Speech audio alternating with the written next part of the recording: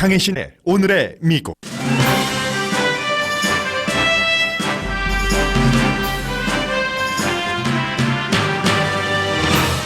마이크 폼페오 국무장관이 다음 주 북한을 방문한다고 영국 언론이 미국보다 먼저 보도했습니다. 어제 공개된 영변 핵시설 보강을 미국의 대부분 북한 전문가는 낙관적으로 보지 않습니다. 김정은 위원장이 핵을 포기하지 않을 것이라는 추가 추정의 이슈가 됐습니다. 동시에 미국에서도 북한이 미국과 정상관계를 맺은 이후에 재건 비용을 따지기 시작합니다. 거의 모든 세계 언론이 한국이 독일 축구를 2대0으로 이겼을 때 독일의 월드컵 16강 진출 실패가 충격적이라고 보도했습니다. 시간이 지나자 한국인이 얼마나 기뻐하는지 한국 축구의 미래에 대해서도 보도에 초점을 맞춥니다. 보수지만 낙태와 어퍼머티브 액션, 동성결혼 합법화를 가능하게 한 앤서니 케네디 대법관이 사임한다고 어제 밝힌 뒤 이미 미국은 어제보다 조금 강한 보수화가 예고되고 있습니다. 트럼프 대통령의 권한은 견제 세력 없이 더욱 강해지게 됐습니다. 트럼프 대통령은 나토 정상회담을 끝내자마자 블라디미르 푸틴 러시아 대통령과 정상회담합니다. 회담 환경이나 장소 선정 등의 모두가 북미 정상회담과 닮은 꼴이어서 동맹국이 크게 걱정합니다. 트럼프 대통령은 이미 그렇다로 결론이 난 러시아의 미국 대선 개입이 아닐 수도 있다는 식의 트윗을 다시 시작했습니다. 미국 정신과 의사들이 공직자의 정신 상태에 대한 의사 진단을 공개하지 못하도록 돼 있는 룰을 바꿔야 한다는 편지를 협회에 보냈습니다. 트럼프 대통령의 정신 건강에 대한 이슈입니다. 차기 민주당 하원 원내대표에 도전하려던 10선 의원을 누르고 예비선거에서 당선된 28살의 민주당 후보는 하루 만에 민주당의 미래가 됐습니다. 미국의 가장 큰 그로서리 체인 크로거가 무인 자동차 배달을 시작합니다.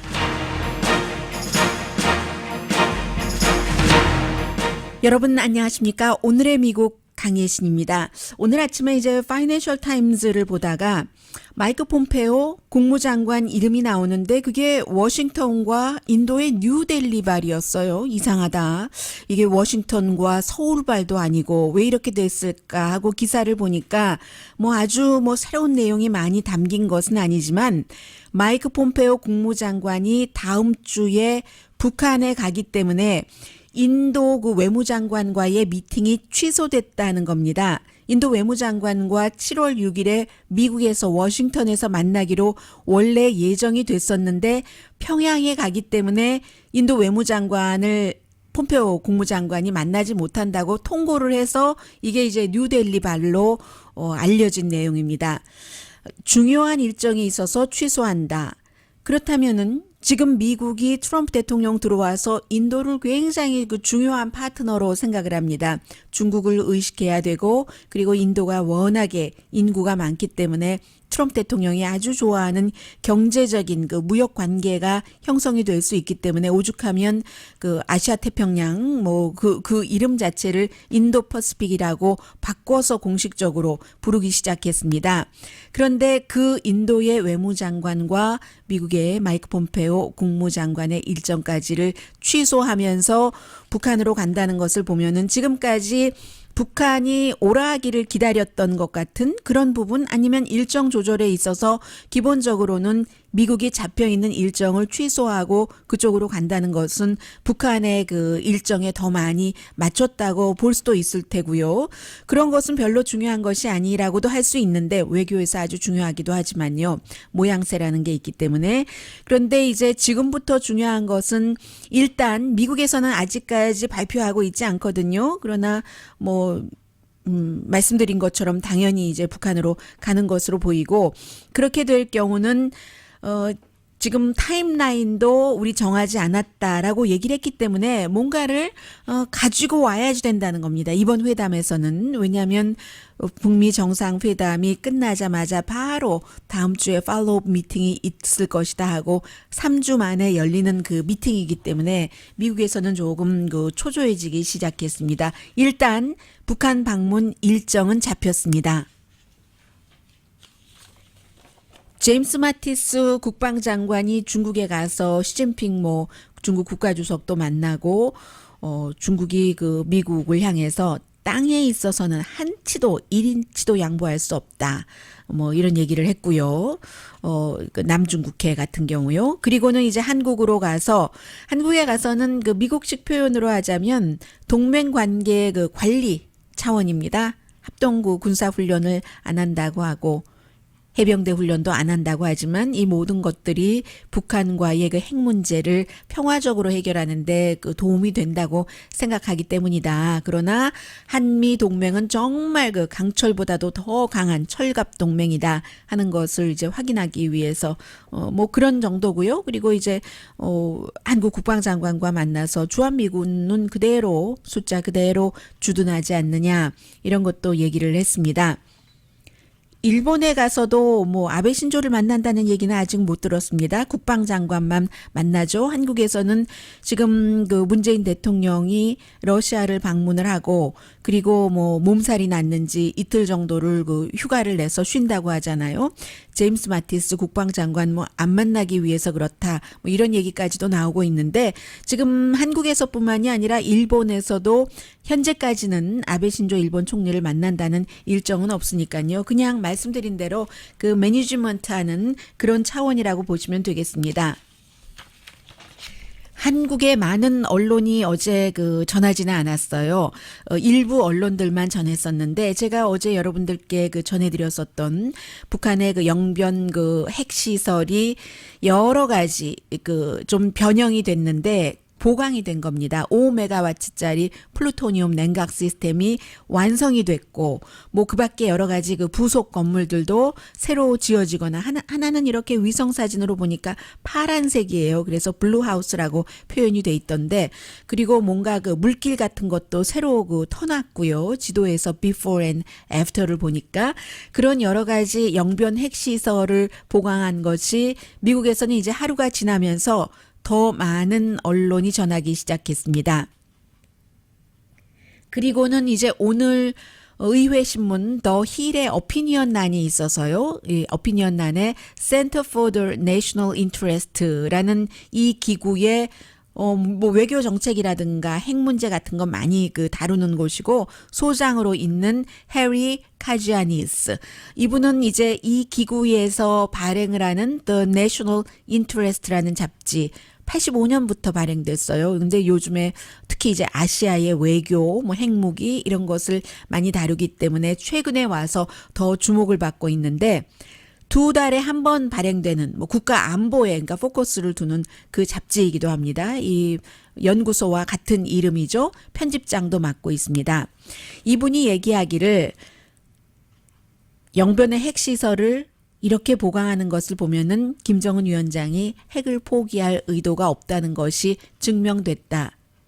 물론 이게 그 하나의 에어버스 디펜스 앤 뭐였죠? 그런 그 민간의 사진을 바탕으로 북한의 여러 가지를 추적하고 있는 38 노스가 그 관계자들이 분석을 한 것이기 때문에 크리스털 클리어가 아닌 것이고 그리고 아직까지는 북미 정상회담은 했지만 추가 협상을 안 했기 때문에 마이크 폼페오 국무장관이 들어가지 않느냐 서두르지 말아라 뭐 그렇게 서두르느냐 70년의 그 적대 관계가 하루아침에 어떻게 그 눈 녹듯이 할 수가 있느냐라고 얘기를 하지만 그래서 크리스털 클리어까지는 아니더라도 그럼에도 불구하고 이것은 그 핵 기간 산업을 빠른 속도로 보강한다는 것은 핵을 포기할 뜻이 없다는 것을 얘기하는 것이다라고 이 전문가는 보고 있습니다.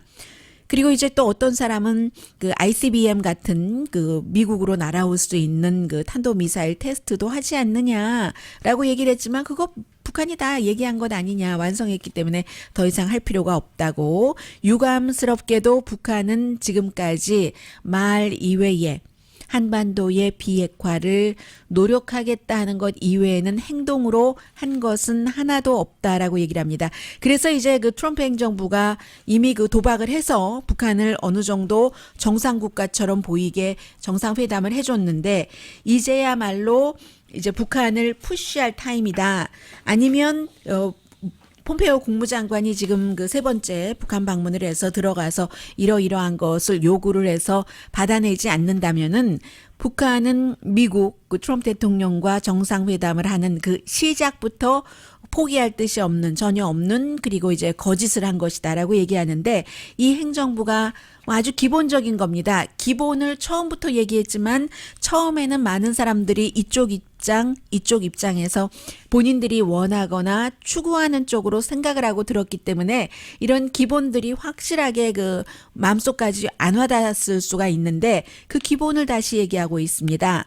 지금 트럼프 행정부는 북한의 그 핵무기 체계의 사이즈, 능력, 또 실제로 군사 핵 프로그램까지도 우리 내용을 다 보여달라, 이렇게 요구를 해야 된다는 겁니다.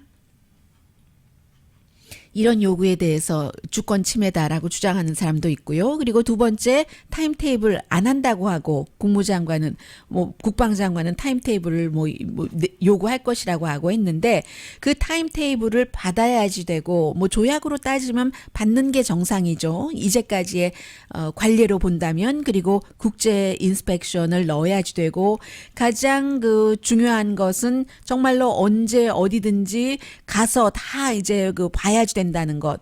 아니면은 이게 이제 의문이 되는 게, 이것도 처음부터 계속 얘기했었던 거예요. 어느 순간 트럼프 대통령도 본인이 원하는 것, 핵을 예를 들어 사진 찍기만을 처음부터 원했다면 또 별 문제지만, 뭔가 정말 김정은 위원장의 말이나 마이크 폼페오 또 그 문재인 대통령의 말을 어느 정도 믿었다면, 트럼프 대통령이 내가 정말 played by 이 김정은 위원장에게 속았네?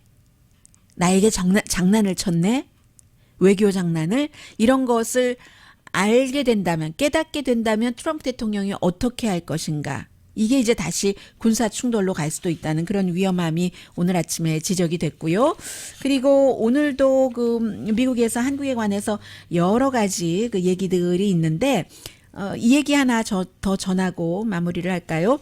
북한이 미국과 이러저러한 산 넘어 산을 다 지나고 나서 정상관계를 맺고 북한을 재건시킨다면, 북한이 이렇게 힘들어진 것은 사실은 여러 가지 반공주의, 미국의 이데올로기, 공산주의, 사회주의 이 내용이 있지만, 실제적으로는 미국이 북한에 대해서 경제 제재를 했기 때문이죠.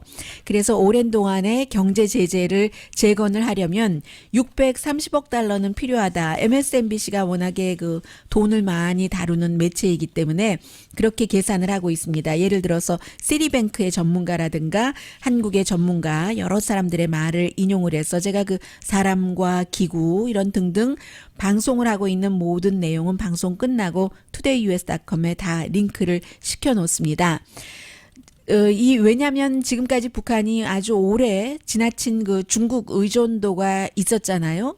그래서 이러한 것들을 한국 쪽으로도 좀 빼고 미국과 관계 개선하면서 여러 가지 자금들이 좀 들어가고 해외의 투자 같은 것을 북한이 받고 해서 북한의 경제가 재건되려면 630억 달러는 들어야지 된다. 가장 중요한 그 국가는 일단은 한국이 될 테고요. 한국에도 또 베네핏이 된다고도 얘기를 합니다. 기간 산업, 교통, 열차 길 놓고 공항 닦고 항구, 발전소, 광산도 이제 아직까지 북한은 해야지 되고요. 오일 정유소, 가스 파이프라인 이런 것들을 이제 한국이 많이 돈을 지원을 해야지 되고 28개 열차 노선을 하는데 241억 달러가 들고 33개 큰 길을 닦는데 228억 달러 그리고 16개의 발전 프로젝트에 100억 달러 당장 굉장히 많이 돈이 들고 하는데 시리의 분석가는 외국 자본이 특히 처음에는 건축, 자재 이런 데 많이 들어가고 중기로는 기간산업, 광산 이렇게 들어가서 현재 북한이 이제 GDP의 23%를 국방비로 쓰고 있죠. 2005년부터 2015년까지 그래서 세상에 어느 나라보다도 많은 돈을 국방비에 쓰고 있는데 이런 것을 조금 줄이면서 북한도 경제를 좀 이렇게 활성화시켜서 한국 같은 경우는 앞으로 1년 안에 예를 들어서 급하게 필요한 거 116억 달러를 드린다고 하면은 한국의 경제 성장 자체에는 0.07%밖에 플러스가 안 된답니다. 그러나 왜 사람들의 그 불안한 마음 있잖아요. 전쟁이 언제 일어날지 모르는 이민 가야지 되나? 이런 마음이 없다면 긴장 완화로 주는 돈으로 계산할 수 없는 것들이 많이 있기 때문에 코스피의 그 가치가 크게 올라간다. MSNBC는 그렇게 보고 있습니다. 그래서 파란 하늘 시나리오라고 블루 스카이 시나리오라고 하는데 그때는 이제 그 북한이 한국의 그 GDP의 66%까지 따라갈 때 그 정도를 보고 있고요. 그래서 지금 회의적인 시각과 또 이런 모든 외교적인 것이 다 잘 될 때 어떻게 될까 하는 것까지 함께 미국에서도 쳐다보고 있고요. 그리고 어제 오늘의 미국 시작하기 1분 전에 그 경기가 끝나서 저도 모든 것이 다 그 완성되지 않은 상태에서 그 유지승 앵커로부터 뭐 여러 가지 얘기를 조금 들어봤는데 어제 오늘의 미국이 끝날 때까지만 하더라도 어찌 그럴 수가 있는가 어떻게 독일이 그 이후에도 한참 그랬어요. 미국의 모든 언론들이 꼭 그 스포츠 관련해서가 아니라 전체적으로 다 모든 그 미디어가 독일이 어떻게 물론 뭐 여러 가지 그 챔피언의 징크스가 있다고 하지만 독일 같은 경우는 다른 그 챔피언들과 월드컵 챔피언 국가들과는 달리 너무나 기계적인 그런 그 축구를 하고 있기 때문에 징크스가 깨질 수가 없다 했는데 16강에도 못 올라가게 이제 한국이 아주 드라마틱하게 깼잖아요. 그때 독일이 왜 저렇게 무너졌지 하는 것에 포커스를 맞췄는데 시간이 흐르면서 어제 저녁부터는요. 뭐 AP통신을 포함해서 한국 사람들이 얼마나 기뻐하는가, 자부심을 느끼는가 그런 것들을 이번 월드컵에서 현재까지로서는 최대의 역전이잖아요. 최대의 역전이기 때문에 한국의 그 아파트먼트에서 자정이 넘어서 뭐 1시가 넘었을 때였죠. 그때 와 하는 소리 강남역에서 아주 큰 그 대형 점보 스크린을 보면서 사람들이 와 하는 소리 그리고 코리아타운에서도 멕시코에서도 뭐 등등 뭐 그 주한 뭐 멕시코 대사관 그쪽에도 멕시코가 고마워하잖아요. 지고도 올라가니까 16강에 선수들이 딱 그 이기고 나서 풀밭에 누워서 그 좀 눈물도 보이고 했었을 때 그때 선수들을 미국 언론에서는 또 그 선수들이 그때 그 멕시코가 졌다는 것을 알고는 얼마나 여러 가지 감정이 있겠어요. 그 이제 감독의 그 아주 웃지 않는 그 표정과 마찬가지로 그 모든 것들까지도 어제 오후부터는 저녁부터는 미국 언론들도 전부 터치를 해주고 있고요. 결국은 이제 한국 선수들이 정신을 놓지 않고 어떤 사람들은 독일이 못해서 그렇지라고 얘기하는 사람들도 있어요. 그 못한 것도 왜 못했어요? 그럼 한국 선수들이 끝까지 철저하게 뭐 물론 독일도 스트레스가 굉장히 심했겠습니다만 한국은 끝까지 아무튼 끝까지 최선을 다했잖아요. 여기서 지금 그 많은 전문가들이 한국 축구의 미래를 본다, 확신을 한다라고 얘기를 하고 있는데 왜냐하면 이제 한국 선수들이 20대 초반이나 중반으로 아직 젊잖아요. 그리고 이제 그 조현우 골키퍼의 그 무서운 그런 그 막아내는 그 어떻게 그 20몇 번을 다 막아내는지 이것도 굉장히 점수를 많이 주고요. 그래서 단단한 방어를 먼저 하되 목적에 맞게 적재적소의 공격을 그 적시에 하는 이런 것을 하면은 한국이 4년 뒤에도 괜찮겠다. 아시안 게임이 이제 8월 달에 있으니까요. 그런 의미에서 제가 어제 그 병역 문제를 그 유지승 앵커에게 물어본 것이고요. 아시안 게임에서 이기면 이기면 괜찮다고 하잖아요. 그래서 한국 사람들의 기쁨, 자부심까지도 미국 언론도 이제 터치를 하고 있습니다.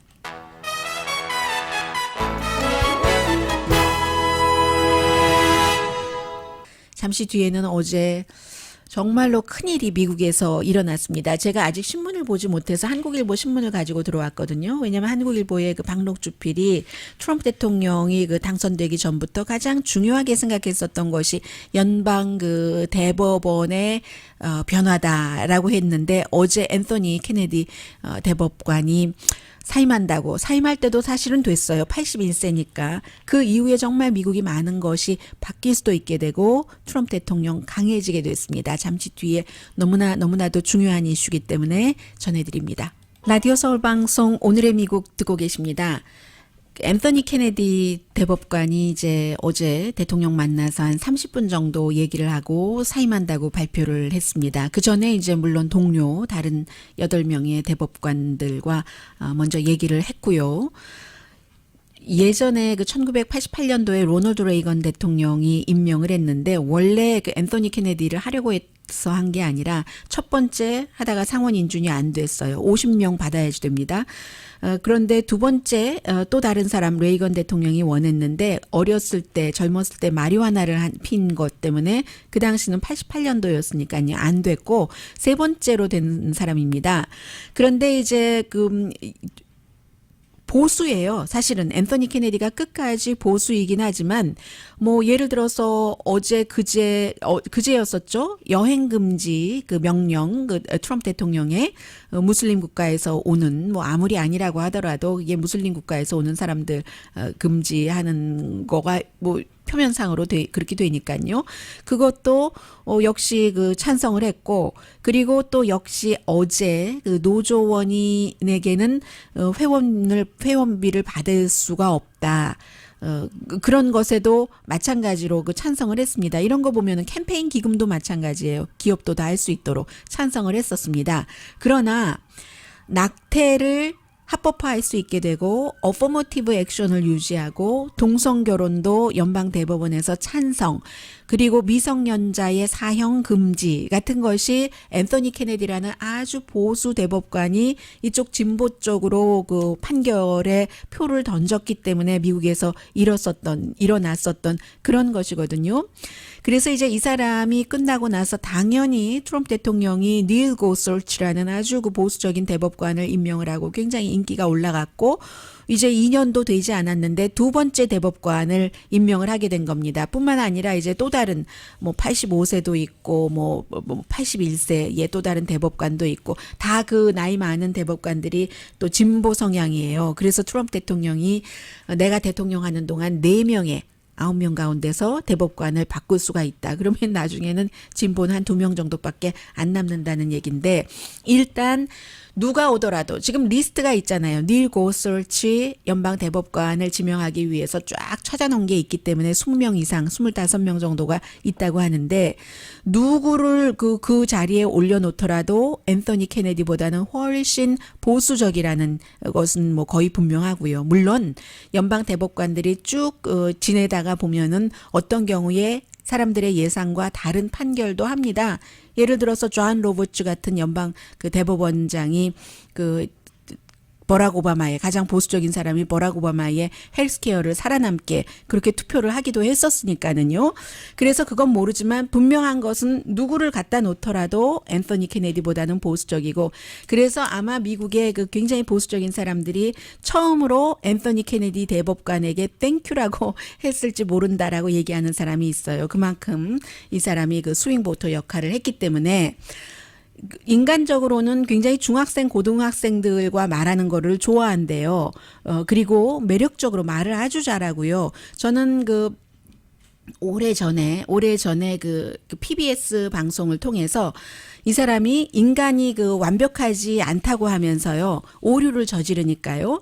또 죄도 저지르고 그러나 법과 문학은 우리에게 여러 가지 그 과정을 거치게 하고 고칠 수 있는 길을 보여준다 해서 햄릿을 그 케네디 센터에서 본인이 이제 재판관 하면서 실제로 법조인들이 나와서 뭐 검사, 변호사, 햄릿을 가지고 하는 거예요. 셰익스피어의 햄릿을 가지고 햄릿이 왜 칼을 그렇게 엄마의 두 번째 그 친인척 관계에 있는 아버지에게 겨누게 됐는가. 그리고 제정신인가 아닌가. 제정신 아닌 척 하는 건가. 정말로 제정신이 아닌 건가. 그 과정을 다 이렇게 그 케네디 센터에서 보여준 그것을 저는 봤는데 그만큼 이 젊은이들에게 이런 것을 보여주고 인간은 오류를 저지르는데 법은 그래서는 안 된다는 것을 보여줬었던 그런 인간적으로는 그렇게 책 읽기 셰익스피어 굉장히 좋아하고요. 여러 주제에 대해서 말하기를 좋아하고 아주 핸섬해요. 예를 들어서 그 연한 그 라벤더 컬러의 타이를 메고 법복 안 입을 때는 그리고 뭐 행커치프도 하고 핀도 꽂고 다 하면 좀 촌스럽잖아요. 그런데도 은은하게 하기 때문에 정말로 그 세련된 예의 바르고 개인적으로도 상당히 그 공정하다고 하거든요. 그러니까 이제 그 모의 재판 같은 것을 존 F 케네디 센터에서 하는 거죠. 그리고 이 사람과 논쟁할 때는 상대가 내가 지금 잘하고 있는데 이기겠어 생각을 한답니다. 왜냐하면 상대의 얘기를 잘 들어주기 때문에, 표현의 자유 같은 것을 너무나 존중하기 때문에 이러던 사람이 이제 그 물러나고 나서 결국은 여러 가지 이슈가 오겠지만 제일 먼저 낙태에 대해서, 낙태가 그 불법화가 될 수 있다, 이렇게 예상들을 합니다. 글쎄요, 공화당에서 누군가가 이제 새로운 그 트럼프 대통령이 새로운 대법관 지명자를 내놓으면 낙태 문제가 걸리기 때문에 수잔 콜린스라든가 리자 머코스키, 이런 사람은 공화당의 여성 그 낙태를 지지하는 연방 상원 의원이잖아요. 지금 공화당이 51표 대 49표지만 민주당이 다 반대를 한다 하고, 공화당 가운데서도 그 존 맥케인 그 상원의원이 아파서 지금 집에 애리조나 지역구에 있으니까 수잔 콜린스나 리자 머코스키가 낙태를 지지해도 지난번에도 결국은 그 닐 고서치를 지지했어요. 뿐만이 아니라 민주당에서도 지금 대통령이 인기가 많은 뭐 노스다코타라든가 이런 그 또 어디가 있죠? 뭐 인디아나라든가 또 그 웨스트 버지니아죠. 조맨친 같은 사람, 이런 사람들이 지난번에도 닐 고서치에게 찬성표를 던졌기 때문에 아마 누가 되더라도 이게 뭐 보수적인 사람이 나올 것은 분명하고, 지난번에 오바마 대통령 임기 거의 마지막에 오바마 대통령이 지명한 사람을 그 트럼프 후보를 포함해서 많은 공화당이 지금 미치 매코넬 공화당 상원 원내대표를 뭐 앞장 세워서 본인이 직접 앞장서서 무슨 선거 때 그렇게 하는 건 아니다, 선거가 끝난 뒤로 미뤄야지 된다 하고, 결국은 이제 선거가 끝난 뒤에 트럼프 대통령이 하게 됐잖아요. 이번에는 그렇게 얘기를 했었던 공화당의 미치 매코넬 그 상원 원내대표가 당장 지금 빨리 할 것이다, 빨리 서두를 것이다라고 하고, 반대로 민주당은 선거 끝나고 해야지 된다, 하지만 대세는 이미 선거 전에 그 하지 않을까, 이렇게 그 보고 있습니다. 그래서 오늘 아침에 제가 지금 봤어요. 지금 그 박록주필의 칼럼을 보니까 어제 제가 말씀드린 것처럼 그것은 통과되지 않은 거죠. 절충하는 이민, 공화당이 주도한 아닌 것이고, 그리고 이제 이 컬럼의 마지막에 보면 그동안 캐스팅 보트로 이민 등 진보 이슈에 숨통을 트이게 해줬던 중도 보수 앤서니 케네디 대법관의 은퇴 발표로 더욱 강경해질 보수 대법원에서 뭐 다카 소송 등이 이제 결정이 되게 된다는 의미를 얘기를 하고, 이번 그 입국 금지령, 그 여행 금지령 그 판결에서 드러났듯이 현 대법원은 트럼프의 위험한 폭주에 대한 제동 역할을 거부했다. 이제 반이민 폭주를 막을 유일한 방법은 투표뿐이다. 이렇게 칼럼에 그 결론을 내리고 있습니다. 결국은 뭐 투표로 많은 사람들이 그 보여주는 것이고, 연방 대법원도 이제 5대4가 아니라 뭐 6대4가 되는 거죠. 확실한 6대4. 그 트럼프 대통령, 공화당은요, 지금 정치인이 상원, 하원이 다 공화당이 잡고 있는데, 트럼프 대통령이 어떠한 것을 하더라도 평소에 자신들의 정치 철학과 맞지 않는 일을 해도 무조건 지금 트럼프 대통령을 따라가고 있거든요. 완전히 트럼프 대통령이 미국을 접수했다고 보시면 됩니다. 그래서 공화당도 대통령의 그 독주, 지금 박록주필은 폭주라고 표현을 했던가요? 네. 폭주, 독주를 막을 의도도 없고 막을 뜻도 없고, 공화당은 그렇게 돼서 이제 나중에 역사가 또 어떻게 심판할지는 모르겠습니다만은, 일단 지금 모든 정치 환경은 트럼프 대통령에게 굉장히 좋게 움직여주고 있습니다.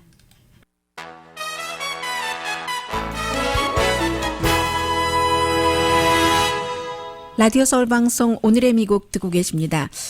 요즘 로스앤젤레스 그 한인타운, 미국 사람들은 K타운이라고 부르죠. 이 K타운에 가면은 낮에도 저희 회사 근처에도 외국 사람들이 굉장히 많이 와서 점심을 먹거든요. 옐프 같은 데 보고 오는 거죠. 이 옐프에 레드앤이라는 버지니아주에 있는 식당이 백악관 그 대변인이 밥 먹으러 하다가 여러 가지 그 정책이 맞지 않는다 해서 내쫓았잖아요. 그 뒤에 옐프에 가짜 리뷰가 어제로 그 15,000개나 올라가 있다고 하거든요. 아, 참 대단해요. 이 식당 얘기가 나왔으니까 이 얘기부터 말씀드리자면, 어제 잠시 그 소개를 해드렸었던 그 28살에 이름을 잊었어요. 알렉산드리아 오카시오 콜테즈. 갑자기 생각이 나서 말씀드린 건 아니고요. 써놓고 한 겁니다. 이 28살 그 아버지는 건축가였다고 하는데 어느 정도의 건축가인지는 잘 모르겠고요. 평생을 그 아파트먼트에서 살았으니까 지금도 부모와 함께 살던 그 같은 아파트먼트에 살고 있거든요. 그리고 어머니는 푸에르토리코에서 왔는데 28살인데 어떻게 10선 연방 하원 의원 낸시 펠로시에 도전을 해서 연방 그 하원 그 민주당 대표가 되려고 했었던 그 조 크라울리를 이길 수 있었는가? 어머니가 얘기하실 때 들어보니까 저녁에 식탁에서 이 정치 얘기가 나오면 아주 어렸을 때부터요. 자기 의견이 정말로 확고하고 많아서 얘기를 끝이지를 않는데요. 그럴 정도로였고 학교는 그 보스턴 대학교를 나왔는데 그 보스턴 대학교에서 공부할 때 2학년 때 아버지가 돌아가셨대요. 그리고 이제 그 커뮤니티 오거나이저를 좀 했고 웨이트레스도 했어요. 커뮤니티 오거나이저도 했고 버니 샌더스의 캠페인에서도 일을 했는데 불과 1년 전까지만 하더라도 이제 그 워싱턴 이그제미너는 바텐더라고 표현을 하고 뉴욕타임즈는 웨이트리스라고 표현을 하는데 뭐 식당에서 뭐 칵테일을 만들 수도 있었겠죠. 그래서 이제 그렇게 일을 하다가 이제 보스턴 대학교는 졸업을 했고요. 학교 다닐 때 공부는 점점 잘했대요. 처음에 들어갈 때보다. 그랬다고 하고 이 그 알렉산드리아 오카시오 콜테즈를 보면은 그 퀸즈라든가 그 지역 자체가 이제 소수인종이 많고 백인은 사실은 18%밖에 안 되는데 백인 남성이 1999년부터 지금까지 계속 지난 14년 동안은 도전자도 없었어요. 연방 하원 의원 임기가 2년이잖아요. 7번 선거를 치를 때 이번에 용감하게 라티나 여성이 나가서 이긴 건데 이게 미국의 그 민주당의 미래라고 미국뿐만이 아니라 뭐 영국의 가디언의 컬럼리스트라든가 이런 사람들이 얘기를 하거든요. 왜냐하면 젊은 유권자들은 점진적으로 뭘 바꾸자, 온건함으로 바꾸자 안 된다라고 본답니다. 공화당이 너무나 그 티파리라든가 그 강력함으로 다가오고 있기 때문에 이 후보처럼 콜테스처럼 전 국민이 왜 열심히 일하는데 건강보험이 미국만 없어야지 돼? 그거를 해야지 라고 얘기하는 사람 그리고 워싱턴에 협상을 하러 가고 악수를 하려고 적과 대강 이러려고 가는 게 아니야 대학교 등록금 공립학교 등록금은 무상으로 해야지 돼 이런 마음을 갖고 가는 사람을 젊은 유권자들이 지지를 한다는 얘기입니다. 그게 이제 버니 샌더스의 얘기였어요. 버니 샌더스는 70세가 넘어서 나이가 약점이었을 정도의 시니어 시리즌이었지만 그런 운동을 쭉 하고 본인이 힐러리 클린턴에게 지고 나서도 이제 그 후배들을 쭉 키워왔었죠. 점조직처럼 해서 그래서 나온 사람이 알렉산드리아 오카시오 콜테즈라는 얘기고요. 뭐 웨이트레스도 했고 어린이 책 발행도 했고 등등 갑자기 이제 하루아침에 당선이 되고 나니까 정치 락스타가 됐는데 지역이 워낙에 마이너리티가 많으니까 이 공화당 후보에게 질 가능성보다는 이길 가능성이 좀 많아 보이고요. 지난 2년 내내 6월 29일 저녁 8시 59분만 생각했답니다. 그게 이제 투표 끝나는 시간이니까는요. 아무튼 아버지는 브롱스에서 태어났고 고등학교 다닐 때도 과학 같은 것을 잘해서 뭔가 프로젝트를 17살 때 냈더니 그 프로젝트를 받아들인 측에서 한 30대의 전문가가 한 것인 줄 알았다고 하고요. 아, 대학 다닐 때 그 전공 자체가 경제와 국제관계였군요. 에드워드 대학 다닐 때는 케네디 상원 의원의 약간 그 오피스에서 일을 했대요. 이민 관련 일을 했다고 하고 아무튼 그 이민 관세국을 없앤다고 하잖아요. 지금 그 포틀랜드 오레곤에서 이민 관세국 헤드쿼터 앞에서 굉장히 많은 사람들이 이번에 어린이들 부모 엄마 아빠와 떨어지게 한다 해서 시위를 하고 있던데요. 그리고 크로거라는 그 그로서리 스토어가 미국에서 가장 큰 체인인데 뭐 수천 개의 스토어가 있어요. 캘리포니아에서는 라이프스고 그 밖의 스토어는 제가 이름을 잘 못 들어봤습니다. 이 크로거가 누로라는 무인 자동차 회사와 손을 잡고 올 가을부터 디지털로 주문을 받아서 이 그 무인 자동차로 그로서리를 배달을 해준답니다. 아직은 냉동 자동차는 없어요. 개발 중이라고 하는데 물론 뭐 월마트라든가 아마존이라든가 이런 곳에서 로컬 딜리버리도 하고 피자 가게도 그 로봇가 딜리버리를 하고 하지만 크로거처럼 굉장히 혁신적인 거죠. 온라인으로 주문받고 딜리버리를 무인 자동차로 하고 지난 분기 보니까 디지털 판매가 66%가 그로서리 스토어인데도 늘어났다고 하거든요. 이 누로라는 회사는 구글 그 엔지니어스에서 하는 그 회사고요. 지금 올 가을이라고만 하고 정확하게 며칠이라고는 안 했는데 이것은 좀 반대예요. 인구 밀도가 높은 곳에서 하기가 좀 힘들죠. 왜냐하면은 무인 자동차이기 때문에 그럼 좀 복잡하지 않겠어요? 그리고 아직은 초기이기 때문에 10년, 20년을 내다보고 하는 겁니다. 성공 여부도 예측하기 좀 힘들고요. 법 문제도 있잖아요. 사고가 나면 누가 책임지지? 이 경우는 일단 그 누로 회사에서 책임지기로 하고 10년, 20년을 내다보고 그로서리 스토어도 물론 기업이긴 하지만 이렇게 장사를 합니다.